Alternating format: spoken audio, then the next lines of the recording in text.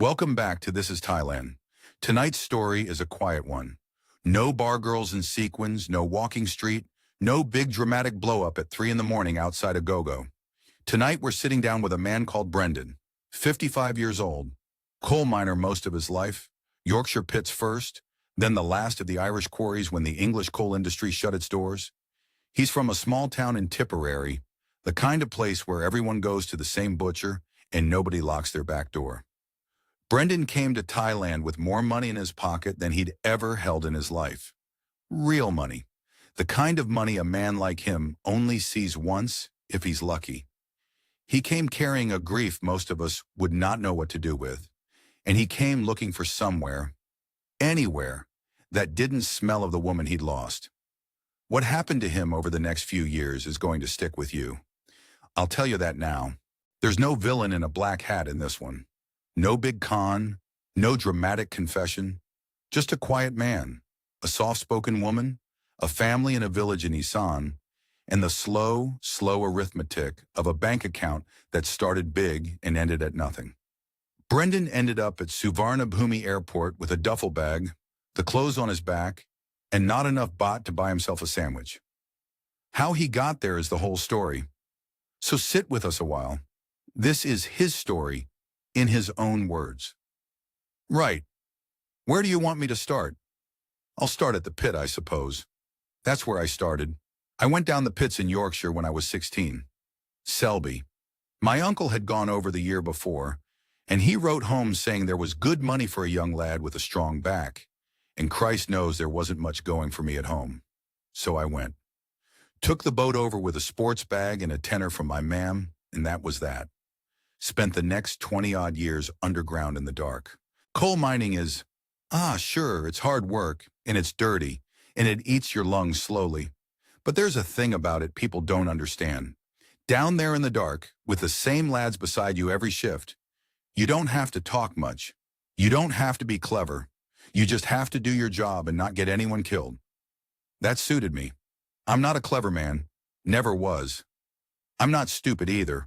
But I'm not one of these lads who could sit in an office and chat to people all day.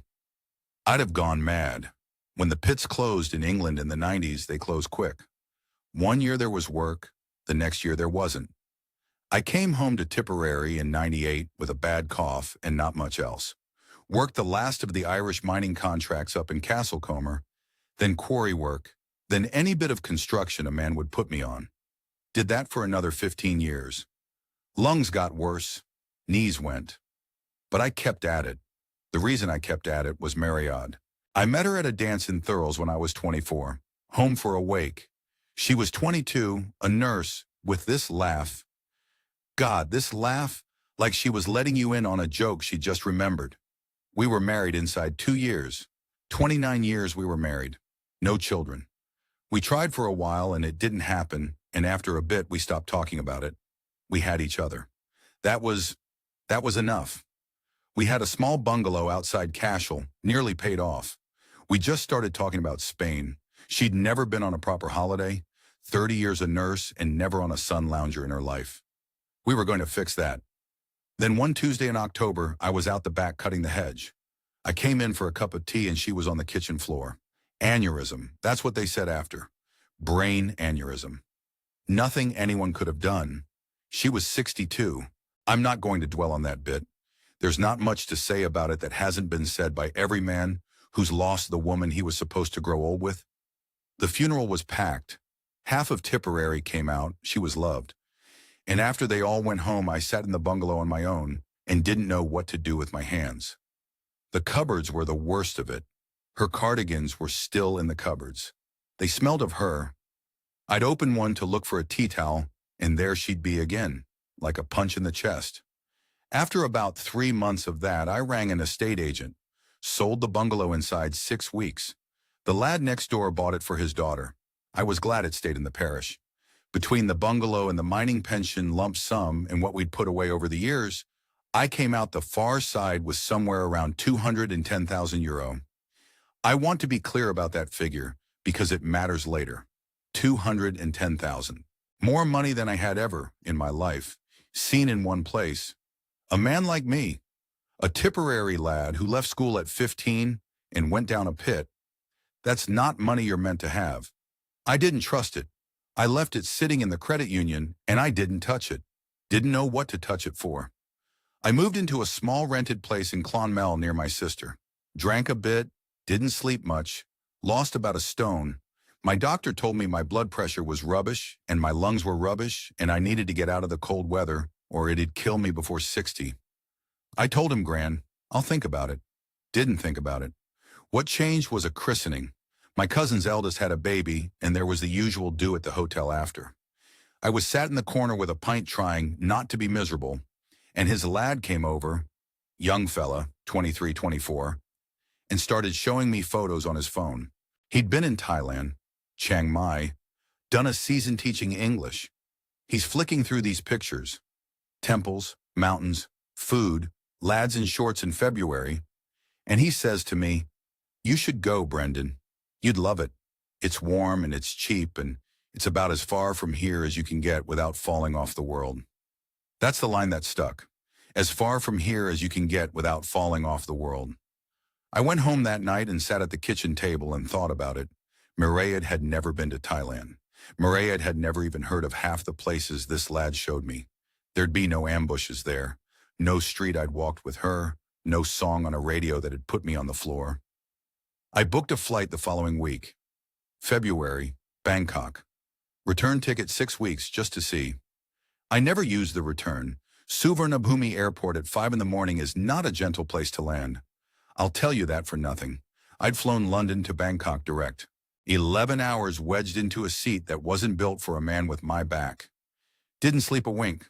The fella next to me was watching some film with explosions in it for half the flight, and the air was that dry plane air that gives you a head like a cement bag.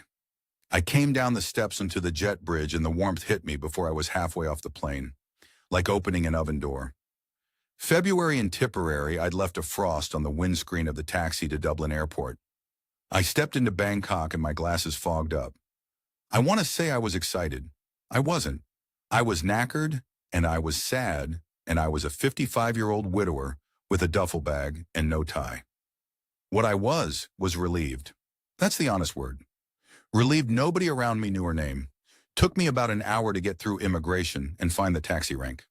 The cousin's lad had told me to use the proper taxis with the meter, not the lads shouting taxi taxi at the arrivals door. So I queued up like a good boy and got in a pink one. Showed the driver the address of the hotel I'd booked off Sukhumvit. He nodded, said something I didn't catch, put his foot down. I just sat there with my forehead against the window, watching the motorway lights blur past in the dark. The smell of Bangkok is the thing nobody warns you about. It's not bad, and it's just specific. Diesel and something sweet, like flowers gone slightly off. Then you hit a stretch of road, and you can smell food cooking somewhere, even at 5:30 in the morning. Charcoal, something fried. Then back to diesel. I checked into a place on Soi 4 because that's what the cousin's lad had emailed me. Mid-range. Air conditioning that rattled. 1,500 baht a night, about 35 quid. The lad at reception was about 25, and his English was better than my brother-in-law's. He looked at my passport and looked at me and asked if it was my first time in Thailand. I said it was. He smiled like he was sorry for me and gave me my key card. I slept for about 14 hours. The first 10 days I did very little. I want to be honest about that. I'd had this notion on the plane that I'd be off seeing temples and getting massages and finding myself, whatever that means. I didn't do any of that. I had breakfast at the hotel. They did a buffet, eggs and sausages and some Thai bits I didn't touch at first. And then I'd walk. Slowly. My lungs weren't great even before I got there, and the heat wasn't helping. I'd walk a couple of 100 yards, sit on a bench outside a 7-Eleven, drink a bottle of water, walk a bit more, stop, walk a bit more.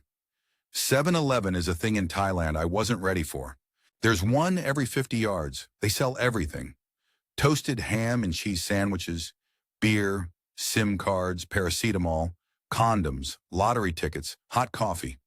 The doors go bing bong every time you walk in, that little jingle, and the aircon hits you like a glass of cold water in the face. I started using them as little stations. Walk, bing bong, sit by the window, walk again. The thing about Bangkok that surprised me, and I want to say this because the lads in the forums never said it, is the politeness. I'd read all sorts before I came over, about scams and tuk-tuk drivers and prices being doubled for foreigners, and I'm sure all that goes on. But the daily ordinary politeness was a thing I wasn't expecting. The girl in the 7-Eleven would wave me when I came in. The fella selling fruit on a cart on Soy 11 would smile at me even after I waved him off. People at the hotel called me Kun Brendan, which the cousin's lad later told me is just Mr., but it sounded grand. Nobody asked me follow-up questions. That was the other thing. At home, every conversation in Tipperary for the past 6 months had ended with someone tilting their head and saying, "And how are you keeping, Brendan, in yourself like?" Well-meaning. I know it was well-meaning, but you can't drink a pint with a fella tilting his head at you for an hour. In Bangkok, the lad in the hotel asked me where I was from. I said Ireland. He said, "Ah, Ireland. Very nice. Very cold." And that was the end of the conversation. Beautiful. Just beautiful. After about 10 days at the hotel, I knew I wanted to stay longer than the 6 weeks I'd booked. So I started looking for somewhere a bit cheaper. The cousin's lad had told me on a WhatsApp call to look at the site of Sukhumvit between Asoke and Phrom. He said it was the less mad bit. He told me Soy 22 was respectable. His exact words were, "It's not Nana Brendan. You'll be grand on Soy 22. I didn't really know what that meant at the time. I do now. I found a long-stay serviced apartment off Soy 22, second floor, small kitchenette, a balcony you couldn't really sit on because the aircon units of the building above dripped on it. 28,000 baht a month, about €650. Not bad at all for what it was. I moved in with the duffel bag and a few shirts I'd bought at a market, and that was me set up. Soy 22's a strange one. There's a few proper restaurants and a couple of mid-range hotels. There's also a few bars at the far end you'd be wise to walk past quick. I figured out the geography of it inside a week. The supermarket, the pharmacy, the 7-Eleven on the corner, the little blue spirit house on the pavement outside my building that always had a fresh bottle of red Fanta and a bunch of marigolds in front of it. I ate at hotels for about 4 days. Then I got embarrassed paying wrong prices for not very good food, and I started walking up and down the Soi looking for a local place. There was one 3 doors down from a massage parlor and across from a laundry, a noodle stall set up under a metal awning, 4 plastic tables, a wok hissing on a gas burner out the front. Old woman running the wok, younger one taking orders. I sat down, pointed at the menu, said Pad CU, which I'd seen the cousin's lad order on FaceTime. The younger woman smiled and said in clear English, "You want chicken, pork, or beef, sir?" I said pork. She said something to the older woman, who I'd later learn was her aunt, and the older woman just got on with it. The younger one stood there a moment with her notepad. She had a navy cardigan on over a white blouse, in heat that was 32 degrees easy. Her hair was tied back in a low knot. She was small, slim, no makeup that I could see. Late 30s, maybe a bit younger. "You are staying near here?" she asked. "Up the road," I said. "Long stay place." She nodded. Didn't push. Wrote something on her pad and went off to give the order to her aunt. I ate the Pad CU. It was the best food I'd had in my life up to that point, and I'm not exaggerating. Sticky and smoky and a bit sweet, with these flat noodles that had a bit of char on them. I was wiping the bowl with a piece of bread from the basket. They don't really do bread, but they had brought me a roll because I'd looked like I needed it, I think. And the younger woman came back with the bill. 80 baht, €2. "You like?" she said. "Brilliant," I said. "Thank you." She smiled, small smile, polite, not flirty. "You come back tomorrow," she said. It wasn't a question. I came back the next day, and the day after, and the day after that. Her name was Knock. I want to be careful how I tell this part, because if you've been listening this far, you've maybe already made up your mind about what kind of woman Knock was, and I don't want to lead the witness, as they say. So I'll just tell you what happened, and you can think what you like. For the first month or so, it wasn't really anything. I'd go down for my dinner around 6. She'd be there, if it was a Saturday or Sunday, helping her aunt. If it was a weekday, she might come by after her shift at the hotel. She worked reception at a place 2 hours over, 3 to 11 most days, and she'd stop in for a bowl of something herself before she went home to her flat. Sometimes I'd be there when she came in. Sometimes I wouldn't. There was no pattern to it that suggested she was timing it for me. That was the thing. If she'd been there every single time, I'd have started to wonder. She wasn't. We'd talk a bit. 20 minutes, half an hour. Her English was good. Better than mine in places, if I'm honest. She'd worked at hotels her whole adult life. She corrected my pronunciation gently. Pad CU, not pad CU.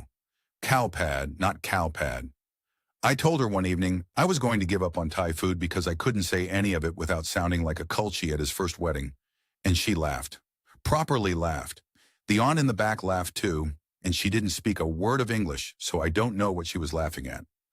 Around the second week, it could have been the third, I lose track. Knox sat down at my table while I was eating. She had her own bowl. Tom yum, hers was, with the prawns. She blew on it carefully, and then she looked up at me and she said, "Why a man your age eat dinner alone every night?" Just like that. Direct. No softening it. I didn't have an answer ready. I think I said something like, sure, it's just the way it is. And she just kept looking at me, and I realized she was waiting for an actual answer. So I told her. I told her about Mariad. I told her how long we'd been married and how she died and how I sold the bungalow and came over here because I needed somewhere she'd never been. I didn't tell it the way I'm telling it now. I told it short, probably 4 sentences, but it was the first time I'd said her name out loud since the funeral, to a stranger, in a noodle stall on Soy 22, with a wok hissing behind me and a motorbike going past with 3 people on it and that little plastic fan on the table blowing dust around. Nock didn't say, "I'm sorry for your loss." She didn't tilt her head. She just nodded slowly, and she said, "My father died 3 years ago. My mother still cries sometime." Then she ate a spoonful of her tom yum. That was it. That was the whole conversation about it. And I'm telling you, that was the most healing thing anyone had said to me about Maria in 6 months. The things she didn't do. That's what I keep coming back to. She didn't ask if there'd been life insurance. She didn't ask if I had children. She didn't ask what I was doing in Thailand or how long I was staying. She finished her soup. She paid her aunt for it. Paid her, mind you, her own aunt. And she said, "Tomorrow my day off. There is a temple my mother loved, Wat Sutat. You see this temple yet?" I said no. I'd not been to any temples. "Maybe I show you," she said, "if you like." And then she did this little shrug, like it was no big deal one way or the other, and she said, "Or no problem. You say no, I just go alone." I said yes. Of course I said yes. I want to be clear about something here. I wasn't thinking, "Oh great, a Thai woman wants to take me on a date." I genuinely wasn't. I was thinking, here's somebody offering to show me a temple, and I haven't done a single thing in this country except walk between 7-Elevens, and my sister back in Clonmel keeps asking me on the phone what I've actually seen, and I haven't a thing to tell her. So I said yes for that reason. That's what I told myself anyway. The next day she met me outside the noodle stall at 9:30 in the morning. She was wearing, and I remember this because the heat was already murder, a long-sleeve blouse and a long skirt down past her knees. Modest. I asked her about it later, the long sleeves, and she said, "If you go in temple, you cover. Show respect." She was carrying a little plastic bag with 2 bottles of water in it. One for her, one for me. She'd brought me a bottle of water without me asking. We got the BTS down to Safan Taxon, and then a taxi from there. She paid for the taxi. I tried to give her the money, and she put her hand on top of mine on the seat and pushed it back into my pocket. Quite firm about it. Wat Sutat is, well, it's beautiful. The big swing out the front, that red wooden one. The Buddha inside, you have to take your shoes off. The floor cool against your feet. The smell of incense. There were monks in saffron robes walking past quietly. Nock knelt in front of the Buddha and bowed 3 times, the way they do, with her hands together. And she stayed like that for a minute. And I just stood at the back where the tourists were meant to stand, and I watched her. I'll tell you, I'm not a religious man. I'm a lapsed Catholic at best. Maria went to Mass without me most Sundays. But there was something about watching this small woman in her cardigan being properly devout in this gold-walled temple with the incense smoke curling up that made me, I don't know, it made me feel calm. For maybe the first time since the kitchen floor. Afterwards, we ate at a place across the road. Some little shop with 3 tables. She ordered for both of us in Thai. The bill came to about 240 baht for the 2 of us, around 550 euro, and she split it down the middle and made me pay only my half. I tried twice more that day to pay for things. Once for a coffee, once for the taxi back. She wouldn't let me. The second time she said to me, very quiet, "I am not bar girl. I work. I have my own money. Please." She said please with a hand on my arm. That was the moment, if you asked me to pick one. Not a romantic moment. The opposite. That was the moment I decided this woman wasn't one of the stories I'd read about on the flight over. Sure, I thought. Sure, this one's not the type. Famous last words, as they say. Anyway, by the time the taxi dropped me back at Soi 22, it was late afternoon. The shadows were long, the bar at the end of the Soi was just starting to put its neon on, and the spirit house outside my building had a fresh garland of marigolds I hadn't seen that morning. She got out of the taxi to say goodbye, and she did a little Y to me, not formal, light, almost playful. "Tomorrow," she said. "Pad see you, 6 o'clock, yes?" "Yes," I said. I'd been in Thailand 4 weeks. I had 210,000 euro in a credit union back in Clonmel.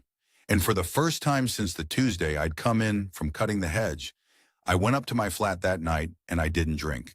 I just sat on the bed and listened to the motorbikes going past, and I thought about a woman in a cardigan kneeling in front of a gold Buddha. I didn't ring my sister that week. I didn't ring anybody. April came and went, and May and into June, and the courtship, if that's the word, and I'm not sure it is, went on at this slow, considered pace that I think was the most dangerous thing about it. She'd come to the noodle stall after her shift. We'd eat. Sometimes I'd walk her to the BTS, and she'd get the train back to her flat in Bang Na, somewhere south of the city. She lived on her own. I'd asked her once, and she'd told me, plain as anything, "Yes, I have small flat, 8,000 baht. I pay for it myself. About 200 euro. She said it like a challenge almost, like she wanted me to know. We went to a few more temples. Wat Pho with the great long reclining Buddha in gold leaf, the soles of his feet inlaid with mother of pearl. Wat Arun across the river, climbing those steep steps with my lungs whistling like a kettle. She'd take photos, not selfies. She didn't seem to care for selfies. Photos of statues, of carvings, of bowls of food. She'd send them to her mother online. The mother, she said, had never been to Bangkok. 68 years old, lived her whole life in Udon Thani. Around the 3rd month, I took her out to a proper restaurant, a place on Soi 11, Italian, white tablecloths. I'd thought, do the thing properly. I bought a shirt for it. She turned up in a dress I can only describe as the most modest dress a woman has ever worn to dinner. High neck, sleeves to her elbows, hem below her knees. I made some half-arsed comment about it, and she said, very serious, "Italian restaurant is fancy place. I show respect." She ordered the cheapest pasta on the menu. She didn't drink wine. She drank water with no ice. "Mai sai nam keng," she taught me to say it that night. I had a glass of red. The bill came to nearly 2,400 baht, around 55 euro, and when it arrived, she looked at it, and her face went a bit tight. She tried to give me her half. I waved her off. I said, "Knock, I asked you out. It's on me." She thought about it. Then she nodded. "Okay, next time I cook. Cheaper." She did too. The next week she came up to my service department with a plastic bag full of stuff from the market, and she made me green curry on the 2-ring hob in the kitchenette. Took her an hour. The flat smelled of fish sauce and lemongrass for 2 days. It was the best curry I'd ever had. Around the same time I picked up some kind of head cold. The aircon probably, or just the shock of going from frosty Tipperary to 35 degrees of humidity. I was rough for about 3 days. She came up after work with a plastic bag from the chemist, paracetamol, a packet of throat sweets, a bottle of yellow oil that smelled like camphor. And she sat at my kitchen table and watched me take the tablets, like she didn't trust me to do it on my own. Then she went into my kitchen and boiled ginger and lemon in a pan with honey and put it in front of me in one of my own mugs. That was the first night she stayed. On the sofa, mind you. She slept on the sofa with a thin blanket I didn't know I had. And in the morning, she was up before me and gone to her shift. And there was a note on the table saying, "Drink ginger again 11 o'clock. Do not forget." I'm a 55-year-old man. I've been mothered, I've been wifed, I've never been minded like that by a woman who had no particular reason to mind me. Mairead would have done it, of course. But Mairead and I had a lifetime of accounts settled between us. Nak and I had 3 months of noodles and a few temples. By month 4, she'd stopped going home to Bang Na on the nights we ate late. She stayed over. The first night she stayed in the bed with me, she did so without ceremony. We didn't sleep together that night. We just slept. She wore a t-shirt of mine and faced the wall and breathed quietly, and I lay on my back staring at the ceiling for about 2 hours thinking, what the hell am I doing here? The financial bit started small enough I almost didn't notice. She came in one evening looking tired and said her landlord in Bang Na was putting the rent up from 8,000 to 10. I said, why don't you just stay here more often? Save the commute. She looked at me for a long time. Then she said, if I give up flat, I cannot pay you back if you change your mind. I said, Noak, don't be daft. Stay here. I'll cover the place. That's how it started. I gave her 18,000 baht a month, around 460 euro, to cover what she would have paid for her own flat plus a bit for what I called expenses. She kept her flat for the first 2 months. She said she needed to give proper notice, which I respected. And then she gave it up. Around the same time, the lease was up on my serviced apartment. The price was going up to 32,000 a month. Knox said, I find better, cheaper, nicer. She found me a 1-bedroom condo on Sukhumvit 26, proper place, a real building with a doorman and a small pool on the roof. 35,000 a month, around 800 euro, bigger than what I'd had. She negotiated the lease in Thai with the agent, while I sat there nodding like a man at a funeral. The deposit was 2 months' rent. 70,000 baht out of my Irish savings, the first proper bite anything had taken out of that 210. I want to flag something, looking back. The condo was in a building she seemed to know. The doorman weighed her like he'd seen her before. I noticed it, and I told myself, of course, she works in hotels. She knows half the doormen in Bangkok. That's what I told myself. I think about that one sometimes. Then came the call with her mother. It was a Sunday afternoon. We were sat on the new sofa in the new condo, drinking iced coffee from the 7-Eleven downstairs. Knox says, my mother want to see you. On phone. Is okay? I said okay. Of course I said okay. The mother came on. 68, like I said. Her hair was gray and pulled back. She was sat on the floor of what I now know was the front room of the family house in Udon Thani. Bare concrete, a calendar on the wall with a photo of the king on it, a small Buddha shrine in the corner with marigolds and a glass of orange Fanta. She didn't speak any English. Knock translated. The mother weighed me through the screen, this deep one with her hands up to her forehead, and then she started crying, just quietly, tears running down her cheeks. Knock was translating, and her voice was a bit thick herself. My mother she say thank you for making her daughter happy. She pray for your wife, the lady who pass. Every day she pray. She say you are a good man. I want you to understand something. I've been a hard man. I've worked underground for 30 years. I've buried the woman I loved. I have not cried in front of another person since I was a child. And I'm sat in a condo on Sukhumvit, looking at a 68-year-old Thai woman I've never met crying for my dead wife. And I felt something in my chest crack open like coal under a hammer. I thought that night, after Knock had gone to sleep beside me, I thought I might still have a life. I might still have a life ahead of me. That was the night I decided I wasn't going home. I rang the credit union the next morning to ask how to wire money to a Thai bank. I didn't transfer anything that day, but I started learning the system. I'd been in Thailand 5 months. I had not yet given Knock's family a single baht beyond her rent. That part was coming. The first proper ask came in August, about 6 months in. I want to be careful telling this bit too, because the timeline matters and I don't want to make it sound like a series of demands. It wasn't. It was a kind of slow conversation that went on for weeks before any number was ever named. It started with Nock being quiet at dinner. Not sulking. Nock didn't sulk.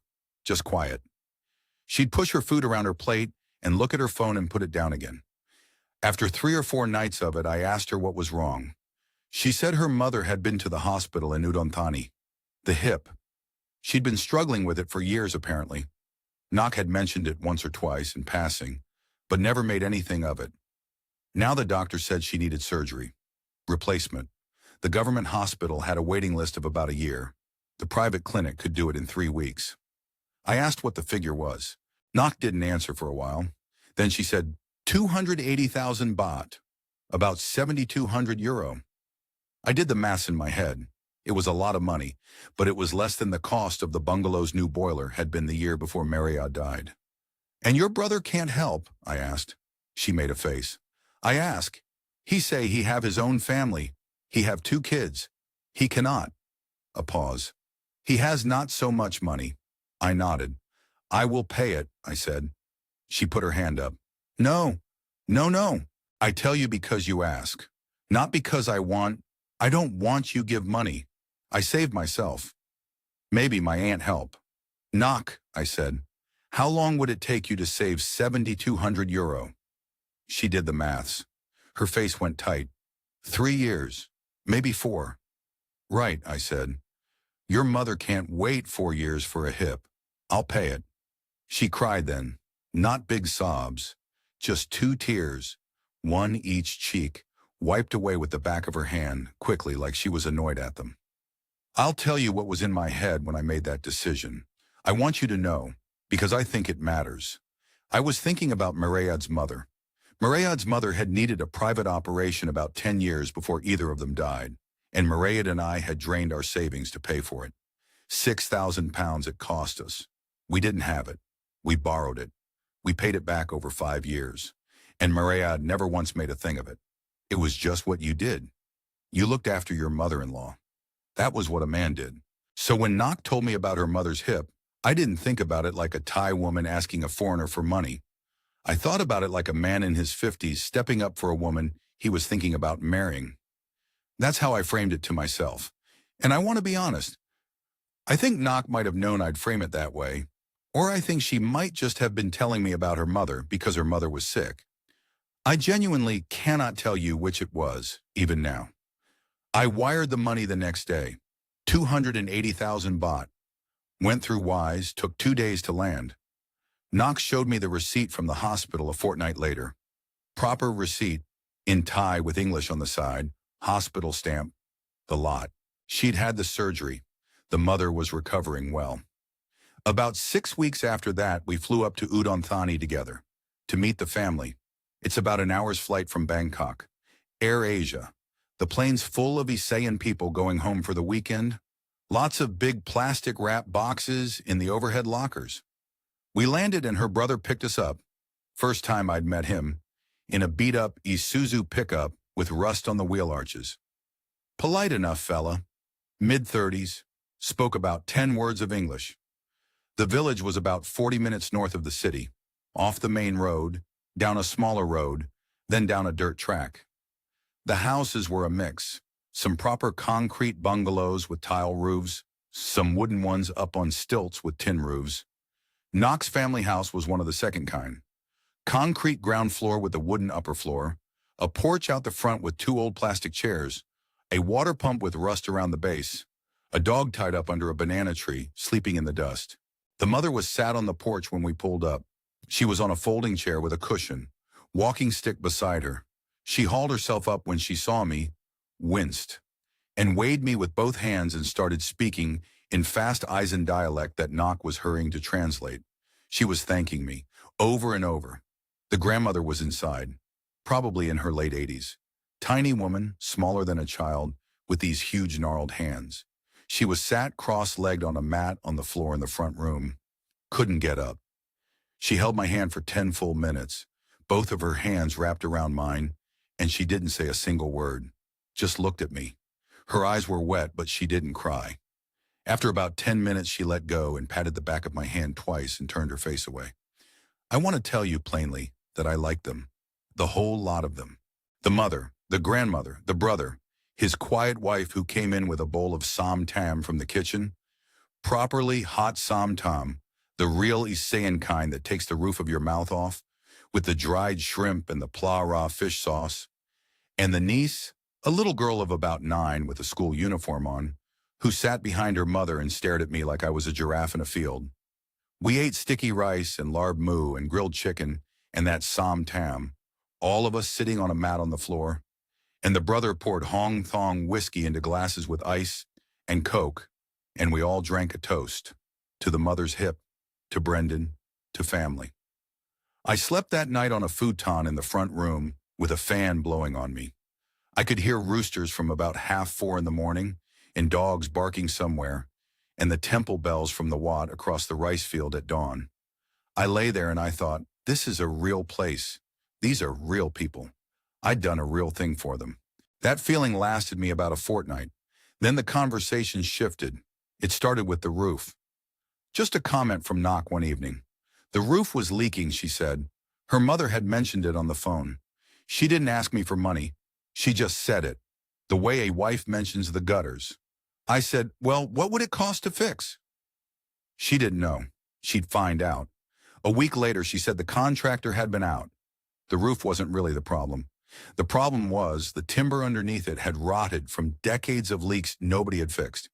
He could put a new roof on, but the timber would need replacing too. The whole upper structure of the house, basically. She had a number. 600,000 baht, around 15,500 euro. I want to be honest, the number landed. It wasn't 7,200 for a hip. It was 15,000 for a roof. And I had a sense, even then, even with my arm around her on the new sofa in the new condo, that 15,000 was the start of a number, not the end of it. I didn't say that, but I felt it. She felt me hesitate. And this is the bit I want you to hear. She said, my mother say, please do not ask Brendan. He already too generous. We will live with the leak. Is okay. She said it with her face turned away. She said it without looking at me. And I want to tell you exactly what I did. I put my hand on her shoulder and I said, Knock, tell your mother it's grand. We'll do the roof. I wired 600,000 baht to a contractor in Udon Thani 3 days later. The first wire I'd ever sent to anyone except Knock herself. The contractor's name was on a slip of paper in Knock's handwriting. The bank details were too. I didn't speak to the man. I didn't know him. I sent the money on faith. That night I lay in bed beside her and I thought, with a kind of grim satisfaction, this is what the money is finally for. This is what Mariad and I worked 30 years for. So that when an 80-something grandmother in a wooden house in Isan needed a roof over her head, we could put one there. I thought it like that, Mariad and I, as if she was still a partner in the decision, as if she'd have approved. She might have. I'll never know. But that wire transfer was the moment the dam broke. Not because Knock did anything different, because I did. After the roof, the asks were never going to stop. I had 2 months left of year one. I had about 190,000 euros still sitting in the credit union. I felt like a rich man for the first time in my life. I had no idea how fast a rich man can stop being rich when he's got a family in Isan and a soft spot the size of a kitchen floor. I want to take you through the next 18 months in a way that does it justice, because the slow grind of it is the whole point. The roof project was meant to take 6 weeks. By month 3, the contractor, a fella called Kun Somchai, friend of the brothers of course, had come back to Knock with a problem. The timber in the lower walls was termite-eaten. He could see it now that they'd opened up the upper floor. They could patch it, he said, but the patches wouldn't hold, and within 5 years, they'd be doing the whole thing again. Better to do it properly now, while the men were on site. How much for the proper job? 600,000 more. So 1.2 million baht in total. About 31,000 euro. I said yes. I want to make that easy to hear. I just said yes. I said it the way you say yes to a barman pouring you another pint when you should be heading home. without really hearing yourself say it. By month 6 of the project, which was now month 13 of me being in Thailand, the figure had crept up to 1.8 million. Termite damage in the kitchen. New plumbing, because while they had the walls open, they might as well, and the old pipes were the kind they don't even sell parts for anymore. New electrics, same reason. Then a second story, because the grandmother needed her own room, and Knox said there was no point doing all this work and not giving her a proper place to spend her last years. I said yes to the second story too. I want you to know that. By the time the contractor wrapped up the project at the end of year 2, I'd put 2.4 million baht into that house, about 62,000 euro. The receipts were in a manila folder in Knox's handbag. They were all in Thai. I never asked her to translate them. The Facebook photos started around the same time. Knox's mother was on Facebook quite a bit, posting these big group shots of family events. Songkran, this niece's birthday, that nephew's ordination. And in the photos, the mother was, well, she was up and about, walking around, carrying trays, dancing at one of them. The hip looked grand. I remember staring at one of those photos for a long time on my phone in bed one night, with Nak asleep beside me. The mother was holding a baby on her good side and laughing. She didn't look like a woman who'd had a major hip operation 8 months before. She looked like a woman who'd never needed one. I closed Facebook. I told myself, it's just photos. People perform on Facebook. Mariad's own mother used to do the same thing. She'd post photos at Christmas where she looked 20 years younger than she was on a Tuesday afternoon at home. I told myself that. I told myself a lot of things. Around the start of year 2, the brother needed a truck. His old Isuzu had given up. He couldn't run his business. And to be fair, I'd never been entirely clear what his business was, except that it involved deliveries between Udon Thani and Konkan and required him to drive a lot. He had a plan. A new Toyota Hilux pickup, second-hand but in good nick. The figure was 750,000 baht, about 19,000 euro. I said to Nak, why doesn't he get a loan? He's got the business, he's got steady work. She looked at me with this patient expression. Brendan, Thai bank do not give loan to man like my brother. He has no paperwork, records. They want big down payment, very big. He does not have. I said, right. Then I sent the money. I'll tell you why. I worked my whole life. I believe in men working. The brother, whatever else he was at least trying to keep a business going. And a man with a truck is a man who can feed his family. Mining taught me that. The lads who could keep working, you helped. The lads who wouldn't, you didn't. The brother was, as far as I could tell, in the first category. The first time I saw him driving the new truck, he was wearing a thick gold chain I hadn't seen before. Thick, probably half an inch wide. He was waiting outside Udon Thani Airport when Nak and I flew up for the New Year holiday. I stared at the chain for about 3 seconds, and then I looked away, and Nak said, he buy himself for new business, to bring luck. In Thailand, we do this. I nodded. I didn't say anything, but I noticed it. I noticed a lot of things in year 2 that I didn't say anything about. The mother had a new motorbike, a Honda Wave. She didn't drive it.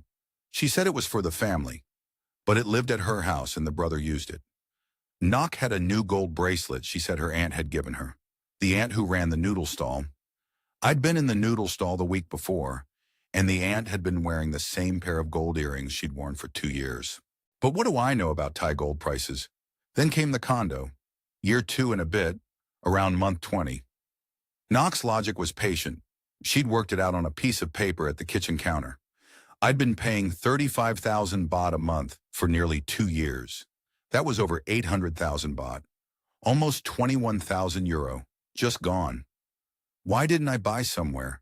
I said to her gently, Nok, I can't buy property in Thailand.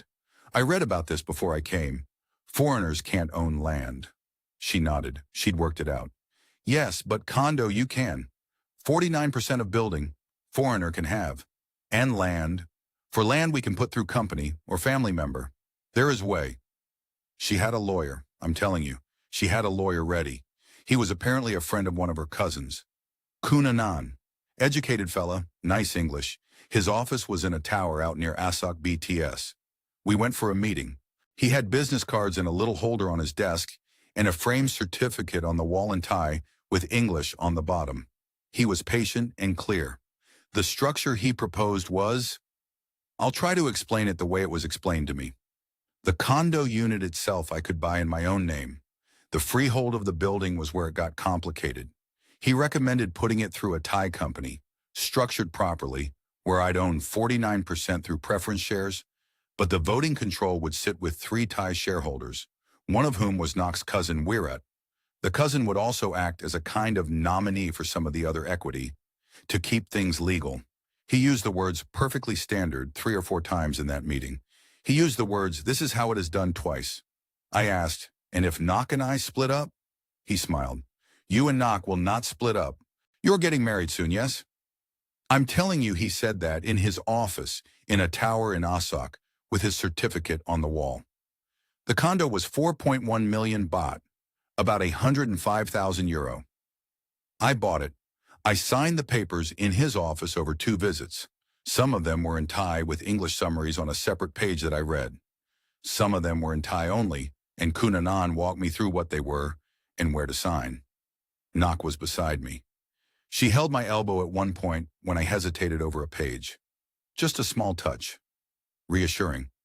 I wired the 4.1 million in 2 tranches because of bank limits. The Irish Credit Union sent it. I remember the woman on the phone, Bridget, her name was, saying, "Are you sure now, Brendan? That's an awful lot of money to be sending to one place." I said, "I'm sure, Bridget. It's grand." The condo was in a building called the Emerald something, off Sukhumvit 39. Nice place, nicer than where we'd been renting. We moved in the week before our 2-year anniversary. That night, Nock went to bed before me, and I stood out on the new balcony. Proper balcony this time. You could sit on it, looking at the lights of Bangkok and counting in my head. 210,000 minus 7,200 for the hip, minus 62,000 for the house, minus 19 for the truck, minus 105 for the condo, minus the 2 years of rent and bills and bits and pieces. 38,000 left of 210. I went back inside and Nock was on her phone in bed scrolling, not looking at me. I sat down beside her and put my hand on the small of her back, the way I used to do with Marriott in the dark. She didn't move. She didn't lean into it. She didn't pull away either. She just kept scrolling. I tried to remember the last time she'd reached for me first, properly reached for me. I couldn't. I told myself, that's just what year 2 of any relationship looks like. Marriott and I had years like that, but there was a draft now in the back of my mind, a cold one. The kind you feel down a pit when a tunnel further along has opened to the outside, and you don't know yet whether it's going to mean fresh air or a roof coming down on you. I turned the light off. I lay there in the dark with my eyes open for a long time. I want to be honest with you about how the next 8 months went, because there's no big scene one can give you. I keep wanting to find one for the telling, and there isn't one. There's just the maths. The contractor came back about a month after the condo. There was finishing work on the house, he said. Tiling. The kitchen wasn't quite right. About 600,000 baht more. Around 15,000 euro. I sent it. Down to 22,000 left. 2 months later, the brother's truck needed a new gearbox. The Hilux. The one I'd bought him. He'd been driving it hard, Nock said. 11,000 more. Down to 11. Then the niece needed school fees. 40,000 baht for the year. Around 1,000 euro. Down to 10. Then her cousin's little fella needed glasses, and Nock mentioned it on a Tuesday, and I gave her 10,000 baht without making a thing of it. Just handed her the cash from the drawer. She kissed me on the cheek and went back to scrolling. I was eating less. I want to flag that. I was eating proper Thai food, 50 baht cow gang from the place under the BTS, and I was telling myself I just preferred it that way. I wasn't using the aircon as much. I was walking instead of getting grabbed. I started lying to myself about it. I'd think, sure, I'm just being sensible. I'm not a man who needs much. Then came the second 40,000 baht for the niece, the same niece. Apparently the school had asked for additional fees mid-year, computer lab or something. Knock had it written on a piece of paper. She showed it to me at the kitchen counter on a Friday evening. I looked at the piece of paper. I looked at my banking app on my phone. 4,000 euro. That was the number staring back at me. 4,000 in the Irish credit union. I had about another 60,000 baht in a Thai bank that I'd put aside to pay the rent on the condo we still had, even after buying the other one. Yes, I want you to hear that. We were paying rent on a place I just bought because Knock's cousin needed time to transition the units, the lawyer had said. Don't ask. I didn't. I said, Knock, I can't this time. She looked at me. Just looked. I said, I haven't got it. Not without going into stuff I shouldn't go into. Tell them next month. She didn't argue. She didn't shout. She didn't cry. She nodded slowly and she said, Okay, Brendan. Then she put the piece of paper in a drawer and went out to the balcony to make a phone call.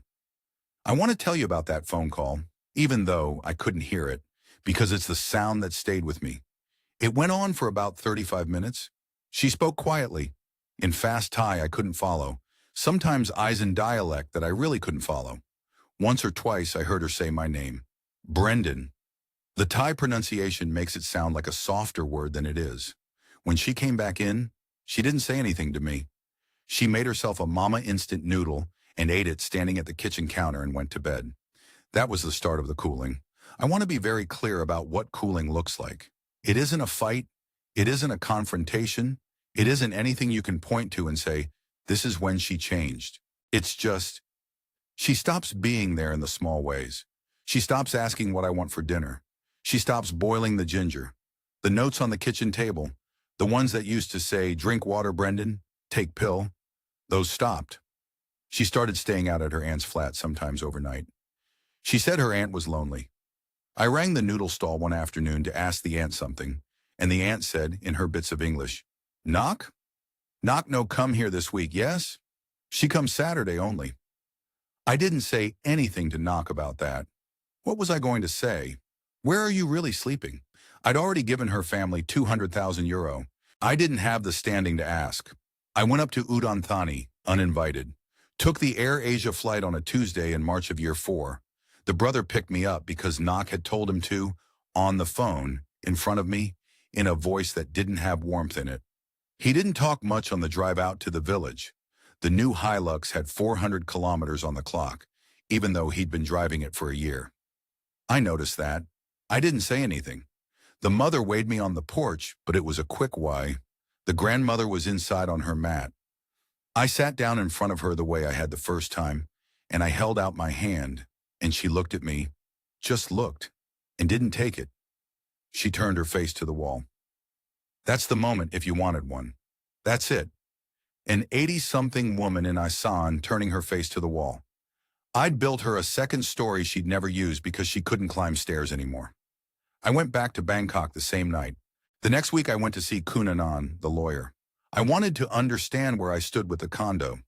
He was lovely, by the way. That's the part one wants you to hear. He was lovely.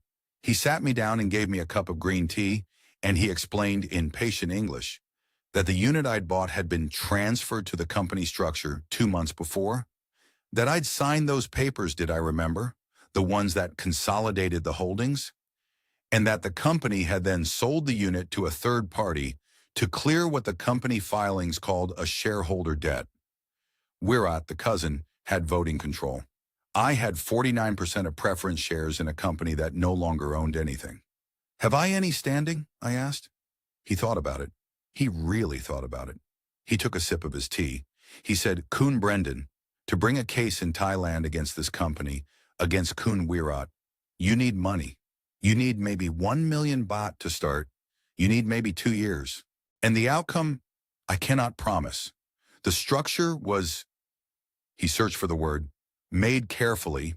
He didn't say fraudulent. He didn't say legal. He said made carefully. That's a fine line of language, and I respect him for finding it.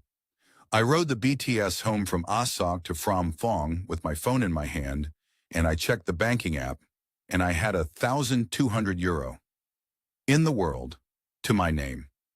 I got off at Phrom Phong, and I walked back to the rented condo. We were still in the rented one. Knock had not actually moved us into the one I'd bought. And I went in, and Knock wasn't there. Hadn't been there for 3 nights. Her things were gone. Most of them. Her toothbrush, her cardigans. The one in the wardrobe that smelled of her. Gone. She'd left a few things, I think on purpose. A pair of slippers, a half-empty bottle of skin cream. A white crew offering she'd kept on a shelf, marigolds long dried out. I sat down on the sofa. I checked my passport for the visa. I'd been on a year extension to a non-immigrant visa Knock had handled at Changwatana for me every year with her cousin's friend who worked there. She'd done it the previous March. I checked the stamp. The stamp said the extension had expired 3 weeks before.